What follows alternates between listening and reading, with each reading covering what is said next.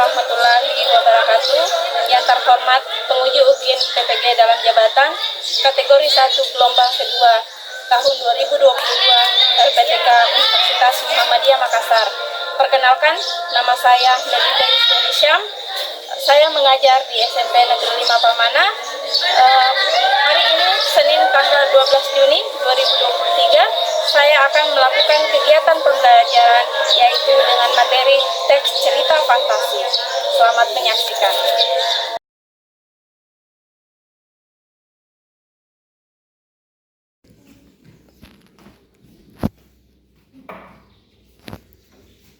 Assalamualaikum warahmatullahi wabarakatuh. Waalaikumsalam warahmatullahi wabarakatuh. Alhamdulillah. Bagaimana kabarnya hari ini? Baik. Ya, jadi sepertinya di luar cuaca agak mendung, tapi mudah-mudahan itu tidak menyurutkan semangat kita untuk belajar hari ini ya. Ya, Bu. Semangat? Semangat. Baiklah, sekarang sebelum kita memulai pembelajaran kita hari ini, kira-kira siapa yang mau memimpin doa? Ya, Asti, silahkan. Siap, gerak. Sebelum memulai pembelajaran, mari terlebih dahulu membaca doa. Doa dimulai. Bismillahirrahmanirrahim. Rabbi zidni ilman warzuqni fahman. Amin. Kepada Ibu Guru, beri salam. Assalamualaikum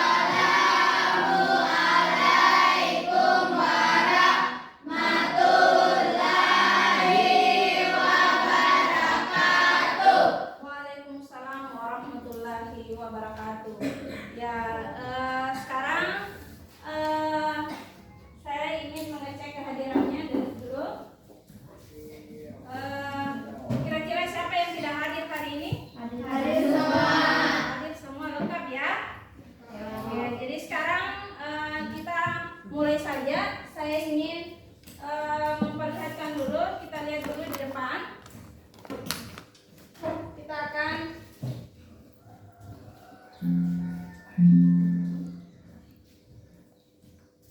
akan memutarkan video. Silahkan ikuti ya.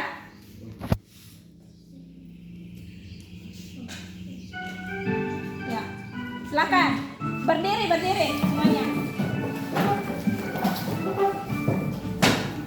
Dari Sabang sampai Merauke, berjajah pulau-pulau, sambung menyambung menjadi satu. Itulah Indonesia, Indonesia tanah airku. Aku berjanji padamu, menjunjung tanah airku Indonesia.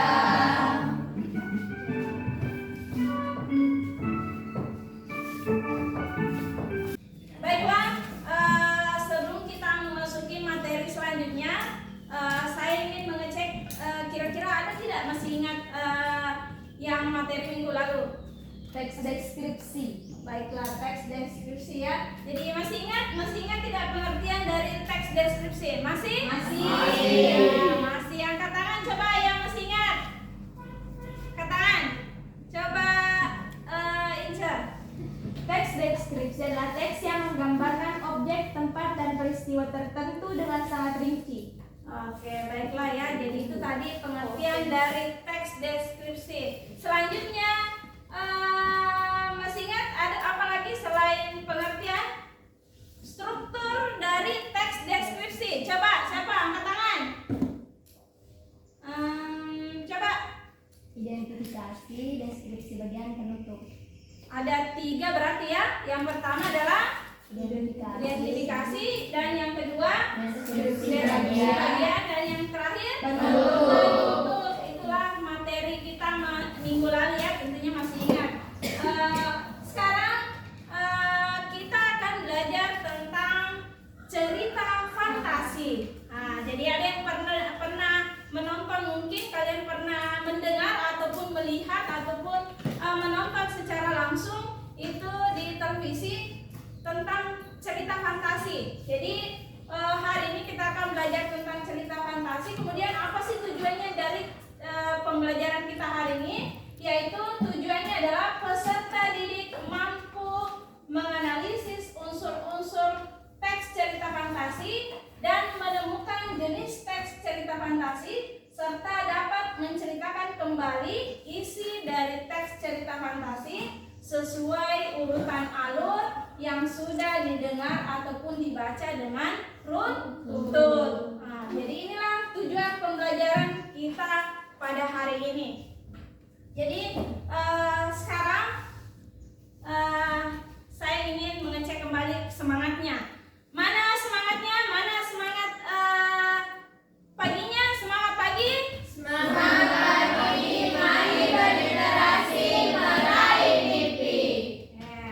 Kemudian saya ingin tanya, mana semangat bahasanya? Ini bahasaku, jati diriku, bahasa pemersatu, jaya, jaya, jaya. Ya, semangat ya. Jadi sekarang kita akan memasuki materi kita hari ini. Jadi sebelumnya saya akan memperlihatkan salah satu teks cerita fantasi. Jadi kalian harus mengamati, kalian betul-betul memperhatikan video yang ibu putarkan melalui video yang saya masukkan ke dalam aplikasi ya. Jadi silahkan perhatikan.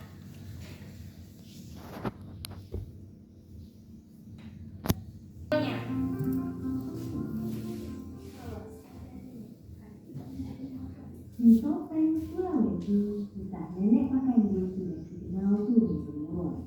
Nenek Pakande terlihat seperti nenek biasa, rambutnya putih sebelum sedang, kulitnya keriput dan berperawatan rumput. Rambutnya itu telah terlihat di bawah yang tumpang tadi.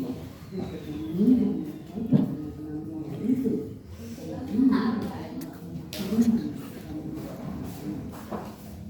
Anak-anak yang dia tangkap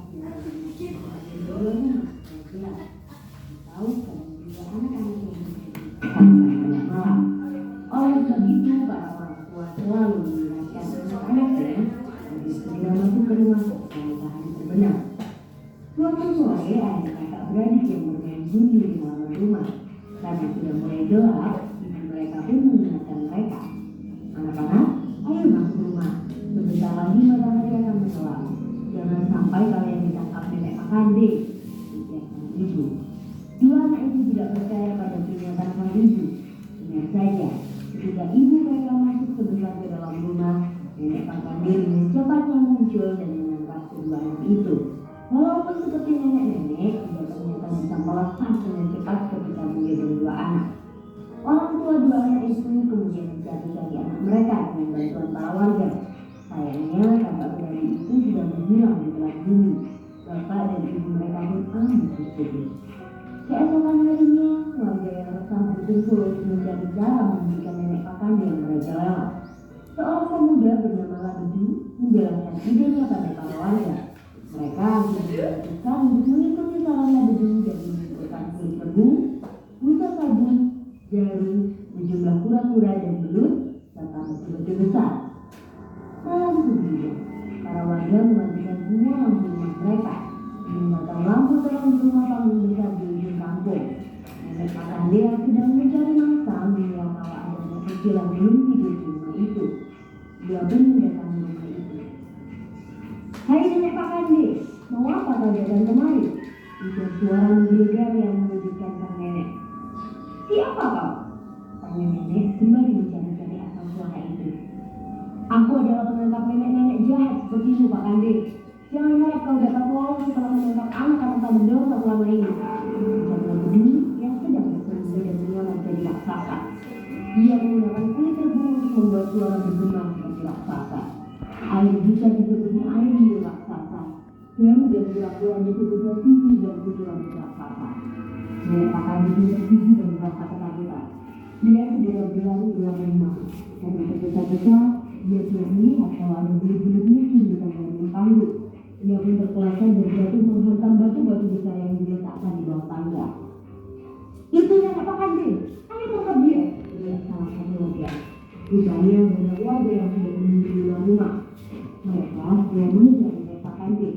Sayangnya nenek Pak Kande berhasil lolos dari kejaran warga. Sebelum menyerang, ia mengeluarkan ancaman. Jangan berbuat hati. Aku akan kembali lagi suatu malam. Hingga saat ini, anak-anak masih juga menghadapi orang tuanya untuk tetap dan tidak keluar rumah malam-malam supaya tidak berdampak nenek Pak Kande. Wah. Baiklah, itulah tadi cerita dari nenek Pak Kande. Jadi saya mau mengecek kepahaman kalian tentang tadi. Kira-kira siapa tokoh yang ada di dalam nenek Pak Kande tadi? Nenek Pak Kande, Bapak Cinta, dan Bapak Bedu. Jadi itulah tokoh yang ada di dalam cerita nenek Pak Kande. Baiklah, sekarang kalian tadi bisa menyaksikan bagaimana cara kecerdikan dari bagaimana cara dia menggagalkan nenek Pak Kande tadi. Memakai kulit rebung. Apa ya? Bagaimana caranya dia menggunakan kulit rebung tadi? Menggunakan kulit rebung, kemudian dia menaburi supaya siapa tadi nenek Pak Kande itu tergelincir. Seperti itu ya. Jadi itulah tadi gambaran dari nenek Pak Kande. Jadi sekarang kita akan melihat dari pengertian dari cerita fantasi. Ya, silahkan Asti, pengertian dari cerita fantasi. Penulis atau manusia. Tokoh dalam cerita fantasi tidak nyata karena hanya fantasi dari penulis. Adapun tema yang dibuat adalah magic. Ya, adapun tema yang dibuat adalah magic. Jadi cerita fantasi itu merupakan suatu cerita imajinasi yang berupa hayalan yang dibuat oleh seorang penulis ataupun manusia. Kemudian tokoh dalam cerita tersebut tidak nyata karena hanya fantasi saja dari seorang penulis. Jadi adapun tema yang dibuat itu adalah temanya adalah magic atau supranatural. Sekarang saya mau mengingatkan kembali atau kita dari pengalaman saja cerita fantasi yang pernah kalian baca atau kalian lihat atau kalian saksikan apa sih yang contohnya ada keajaibannya? Apa? Ya mungkin kalian pernah nonton di rumah kayak misalkan apa? Doraemon. Apa kesaktian yang dimiliki dari Doraemon? Kantong ajaib ya, kantong ajaib. Kalau dengan kantong ajaibnya apa sih yang untuk apa sih kantong ajaib itu? Bisa mengeluarkan apa saja ya yang diinginkan dari seorang Doraemon. Biasanya misalkan dia pengen apa? Kemana saja. Mau kemana saja dia bisa. Ya itulah dia mengeluarkan kantong ajaibnya. Misalkan dia pengen makan sesuatu bisa. Dia pengen ke negeri mana bisa. Itu melalui kantong ajaibnya. Atau ada juga itu yang apa itu? Pintu ajaibnya. Dia hanya melangkah saja sudah sampai di tujuannya. Jadi itu melalui kantong ajaibnya. Ada juga yang namanya apa itu? Baling-baling bambu. Kalau misalkan di kehidupan nyata ada tidak seperti itu? Tidak ada ya. Sekiranya tidak ada di kehidupan nyata seperti itu. Jadi semuanya itu hanya imajinasi dari seorang penulis. Jadi bukan nyata, itu dunia hayal. Jadi siapa tahu mau menghayal ke dunia mana, itu berfantasi saja. Jadi kalian misalkan ada yang pengen menuliskan saya pengen kesini, hayalannya pengen kesini, silakan berfantasi ya. Sekarang selanjutnya adalah jenis-jenis cerita fantasi. Jadi jenis-jenis cerita fantasi itu ada dua, berdasarkan kesesuaiannya, dan yang kedua adalah berdasarkan latar cerita. Berdasarkan kesesuaiannya ada namanya cerita fantasi total dan ada fantasi irisan. Yang kedua berdasarkan latar cerita, ini ada dua juga, ada namanya latar lintas waktu dan latar waktu sama. Jadi itulah jenis cerita fantasi. Nah, di sini kalau berdasarkan kesesuaiannya ada dua tadi, fantasi total dan fantasi irisan. Coba Baim, fantasi total. Cerita fantasi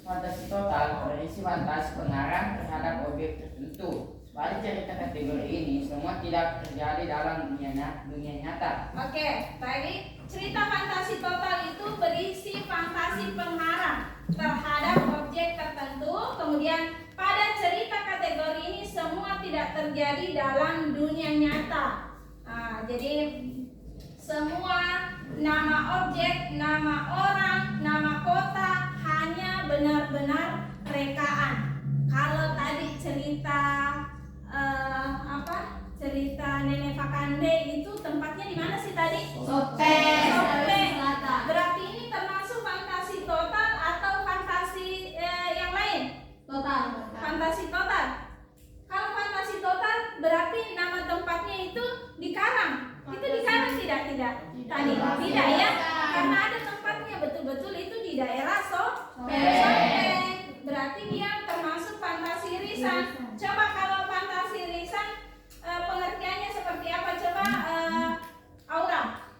Cerita fantasi sebagian irisan adalah cerita fantasi yang mengungkapkan fantasi tetapi masih menggunakan nama-nama dalam kehidupan nyata, menggunakan nama tempat yang ada dalam dunia nyata atau peristiwa pernah terjadi dalam dunia nyata. Nah, jadi di sini tadi ya Ince tadi perbedaannya fantasi total dengan fantasi irisan. Kalau fantasi total berarti semua nama tempat, nama orang semua hanya direkayasa. Ya, kalau misalkan fantasi irisan seperti tadi, labedu itu memang betul-betul ada kayak namanya labedu, ya kan? Labedu, makanya kemudian tempatnya tadi di daerah mana? Sopeng. Berarti itu nama tempat dan nama tokohnya itu memang ada. Labedu, kemudian tempatnya di Sopeng. Berarti dia termasuk fantasi irisan. Paham ya sampai di sini? Paham. Oke. Kemudian latar lintas waktu. Nah, ada berdasarkan latar ada dua, ada namanya latar lintas waktu. Latar lintas waktu, kemudian ada yang kedua latar waktu sesama. Coba Yuni, latar lintas waktu berarti Latar lintas waktu berarti cerita fantasi menggunakan dua latar waktu yang berbeda, misalnya masa kini dengan zaman sejarah masa kini dan 40 tahun mendatang.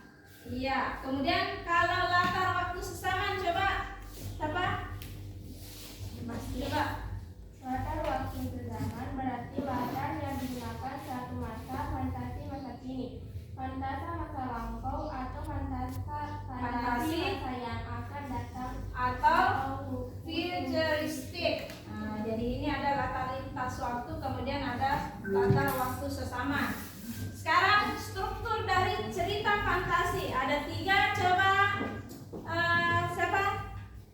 Resolusi. Orientasi, ada komplikasi, ada resolusi. Orientasi itu seperti apa? Coba Isra.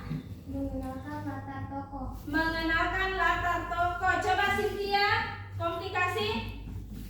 Timbul masalah hingga masalah Memuncak. Coba selanjutnya resolusi. Penyelesaian masalah. Jadi ini adalah struktur dari teks cerita fantasi. Kalau orientasi berarti dia mengenalkan tokohnya. Seperti tadi dia di awal mengenalkan siapa-siapa. Komplikasinya dia ada masalah di dalamnya ya. Kemudian resolusi adalah penyelesaian. Selanjutnya adalah unsur intrinsik cerita fantasi. Yang pertama Ica, tema, kemudian yang kedua latar, selanjutnya penokohan, sudut pandang, alur dan amanat. Nah, yang ini kita hari ini akan mencari unsur intrinsik. Yang pertama adalah temanya, kemudian yang kedua adalah latar, penokohan, sudut pandang, alur, dan yang terakhir adalah amanat. Kemudian unsur intrinsiknya coba pasok. Yang pertama bahasa yang digunakan penulis. Nah, ya jadi ini Baso ada kendala dari matanya. Silakan dilanjutkan. Siapa selanjutnya?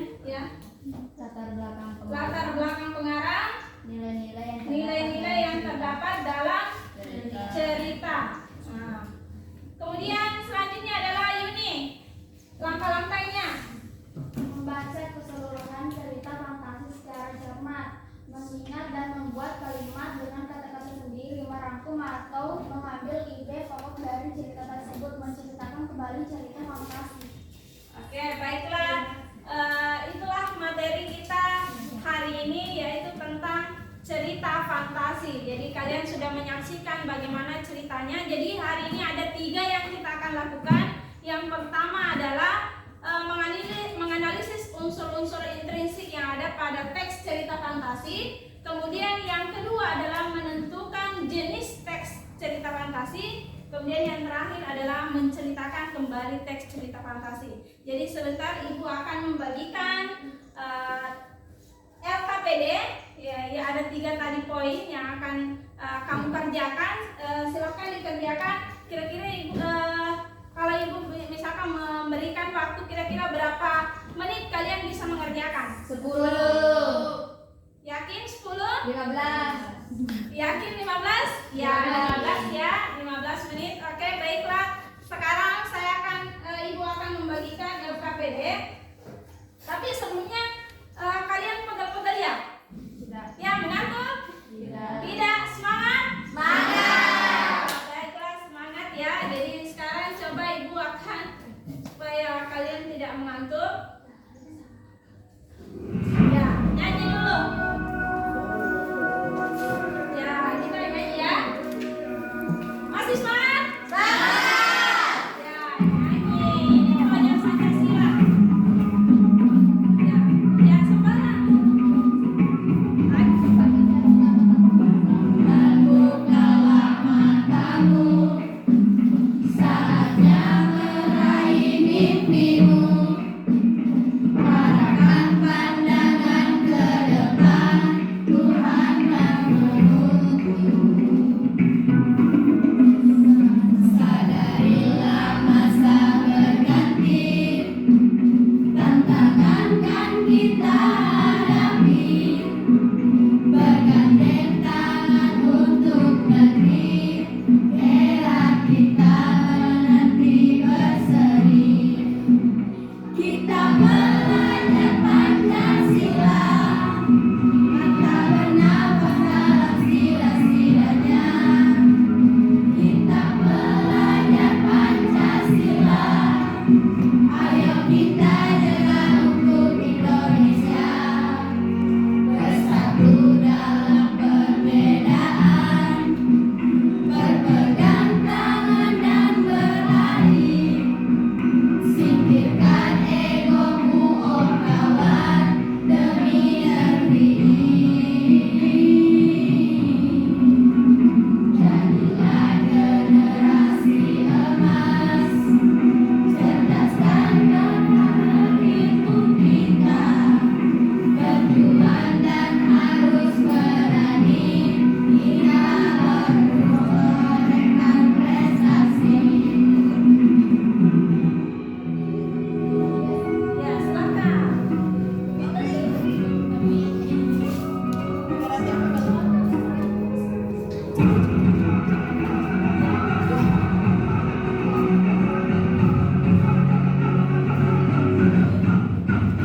Kita belajar Pancasila, kita bernafas dalam sila-silanya.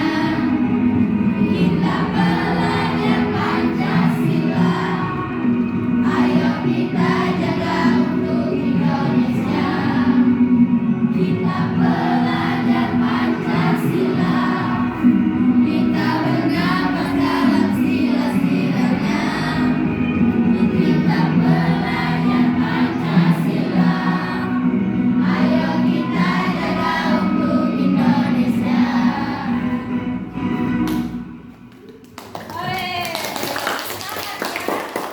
Itulah tadi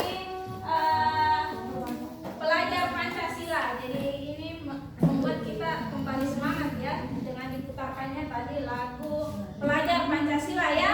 Sekarang membagikan LKPD. Terlebih dahulu Ibu akan tapi kayaknya ini sudah terbagi ya, sudah sesuai dengan posisi masing-masing ya. Sudah. Sebelumnya saya sudah membagikan, Ibu sudah membagikan kelompoknya dan alhamdulillah sekarang sudah duduk di tempat masing-masing. Jadi silakan mengerjakan LKPD-nya sesuai dengan waktu yang sudah kita sepakati tadi ya. Berapa menit? 15 menit. Baiklah, saya akan membagikan LKPD-nya. Silakan dikerjakan. Ya, selanjutnya ini kelompok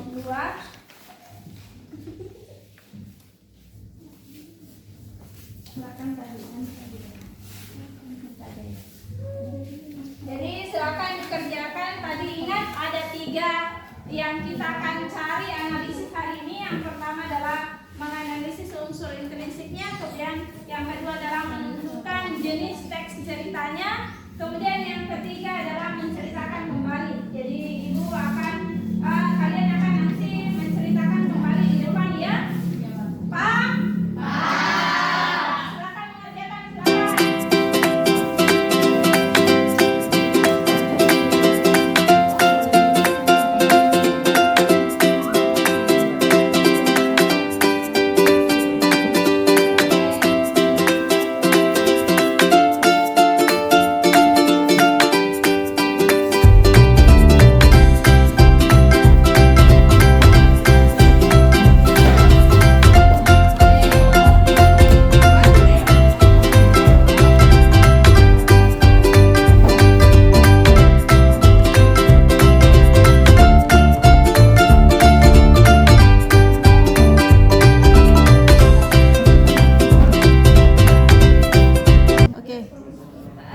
Baiklah, saya rasa waktunya sudah cukup dari 15 menit yang kita tentukan tadi ya. Jadi sekarang silakan siapa kelompok yang ingin tampil duluan?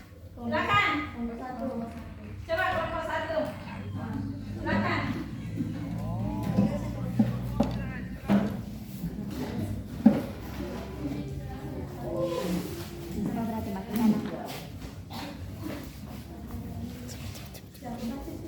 Assalamualaikum warahmatullahi wabarakatuh. Waalaikumsalam warahmatullahi wabarakatuh. Perkenalkan, nama saya Semarani. Saya dari kelompok 1 yang beranggotakan 5 orang, yaitu Masni, Rusli Rahma, Basomul Warman, Bayi Madriansyah. Baiklah, saya akan mempresentasikan hasil analisis unsur intriksi cerita ruang dimensi alfa. Judul ruang dimensi alfa, analisis unsur intriksi, tema analisis tanggung jawab.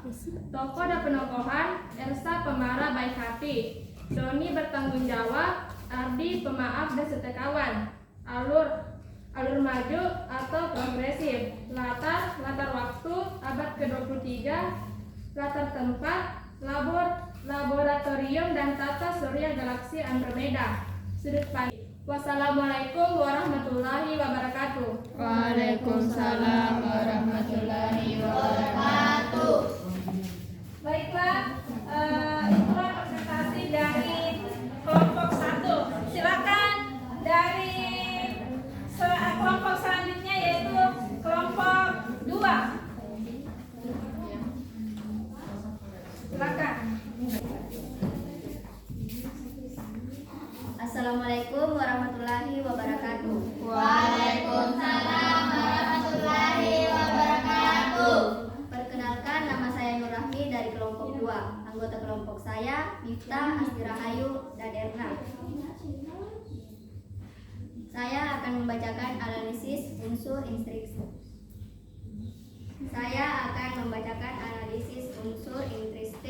cerita kekuatan ekor biru Nataga. Tema, pertempuran atau peperangan. Tokoh dan penokohan. Tokoh Nataga. Tokoh pendamping Dewi Kabut, pasukan siluman serigala, semut, rayap, dan para tikus.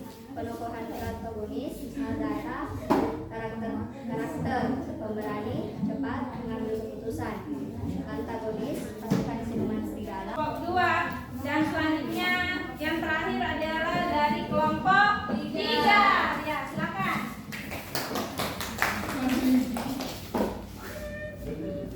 Assalamualaikum warahmatullahi wabarakatuh. Waalaikumsalam warahmatullahi wabarakatuh. Perkenalkan, saya perwakilan dari kelompok 3. Saya Nisa Smita dan anggota saya adalah Inca Reski Makfira, Cynthia, Aura, dan Nur Husra.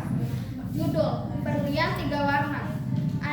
Anika menemukan 3 kotak berwarna ungu, biru, dan kuning di kamar ibunya. Kata ibunya, jika ada 3 sahabat yang menyukai warna seperti pada kotak itu, akan mendapatkan petualangan indah dan sekaligus mendapatkan berlian itu.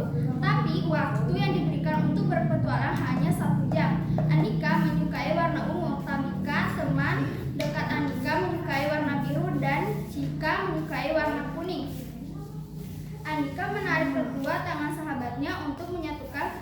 kotak berlian 3 warna. Dan boom, mereka terlempar kembali ke atas tempat tidur Anika. Gagal total petualangan kita karena kita meninggalkan satu tas besar isi berlian itu. Tamika berteriak ke arah Anika. Kesimpulan cerita berlian 3 warna. Kita tidak boleh serakah, kita harus mementingkan keselamatan kita. Sekian dari kelompok saya. Wassalamualaikum warahmatullahi wabarakatuh. Penampilan dari kelompok 3. Jadi semuanya sudah menampilkan yang terbaik ya, semuanya sudah. Kira-kira tadi Ibu menilai atau kalian menilai bagaimana sih penampilan dari temannya? Kira-kira apakah sudah memenuhi 3 unsur tadi atau seperti apa? Memenuhi ya. Jadi sekarang kira-kira apa sih kesan kalian dari belajar cerita fantasi ini? Bagaimana kesannya? Sangat menarik ya? Menarik. Ya, bagaimana tadi? Apakah kalian senang dengan apa yang Ibu tampilkan di depan? Senang. Senang ya, suka ya dengan menampilkan tadi video yang ada yang Ibu putarkan tadi. Kira-kira ada tidak yang bisa menyimpulkan materi kita hari ini? Siapa? Asti, coba. Cerita fantasi adalah cerita fiksi yang bergenre fantasi atau dunia imajinatif yang diciptakan penulis. Ya, yang bergenre imajinatif ya. Jadi ini hanya fantasi seorang penulis. Jadi itulah adalah cerita fantasi yang kita pelajari hari ini ya. Mudah-mudahan apa yang kalian dapatkan hari ini mudah-mudahan bermanfaat untuk kalian. Jadi Ibu akan memberikan apa sih manfaat dari kita mempelajarinya dalam kehidupan kita. Materi kali ini yaitu adalah memacu kita untuk lebih berpikir kreatif ya, serta membiasakan kita untuk mengolah ide-ide atau kalian bisa mengeluarkan ide-ide kreatif kalian. Mungkin dari salah satu teman kalian ada yang punya ide-ide, silahkan tuangkan, baik itu dalam bentuk tulisan ataupun lisan ya, silahkan. Jadi untuk hari ini saya kira cukup sekian. Jadi kita akan bertemu di lain selanjutnya, materi selanjutnya yaitu teks prosedur. Jadi untuk hari ini cukup sekian. Assalamualaikum warahmatullahi wabarakatuh. Waalaikumsalam warahmatullahi wabarakatuh. Ya, sebelum kita pulang silakan dulu dipimpin temannya berdoa dulu. Silakan Asti. Siap, Bran. Sebelum kita pulang, mari kita membaca doa dimulai.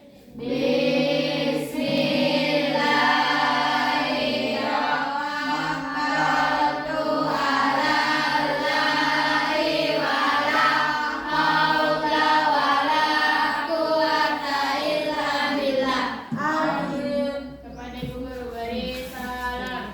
Waalaikumsalam